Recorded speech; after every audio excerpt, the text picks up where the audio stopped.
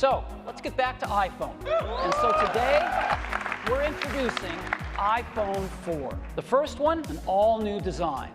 On the front and the rear, and stainless steel running around, and the precision of which this is made. Good camera.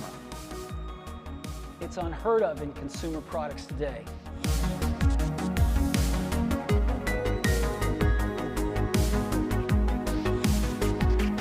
The iPhone 4 was one of the biggest or the biggest releases for Apple in the early 2010s, and even to this day, we can see its design carries on onto the latest and greatest iPhones that we use as of today.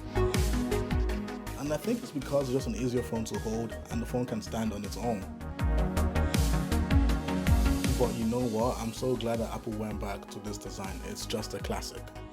Okay, and now let's talk about where I got this iPhone from and how it was to set it up. Because oh boy, this was a hassle for sure. And the solution was the easiest thing that is not known to everyone or even most people. You know, and it all came with like a thought in my head when I was standing on my balcony one day, just thinking of how I've never had the iPhone 4 before, or how it would be to have the iPhone 4 in 2025. After searching the web, I came across this website called Rebello, and I found the iPhone 4 on there for $50.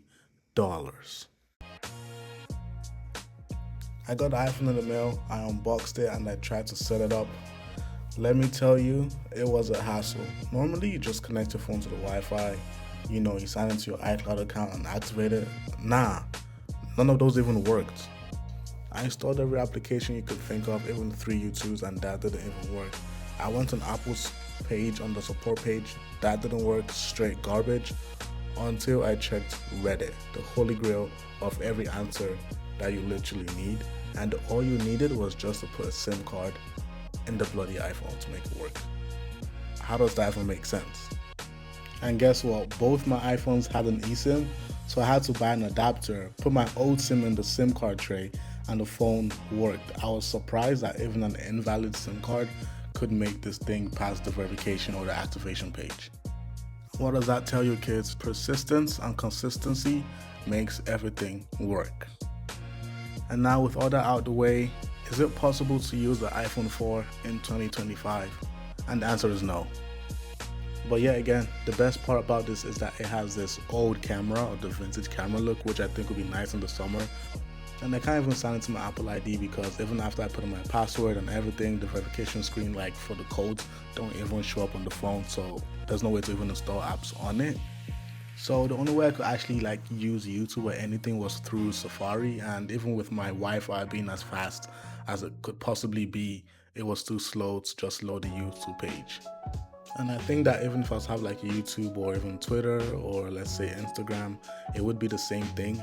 But I don't think those apps are even allowed or supported on the iPhone 4 that is stuck on iOS 7.1.2.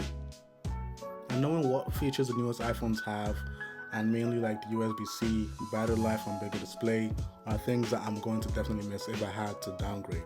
Everything else is like an added bonus like performance and cameras.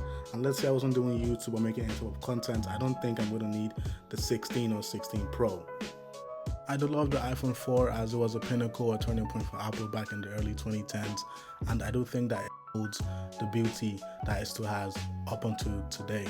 And with all that being said, I hope you guys did like this type of video. I'll be trying to make something like this more often in the future. Drop a like down below, subscribe, and I'm gonna catch you on the next one. Peace.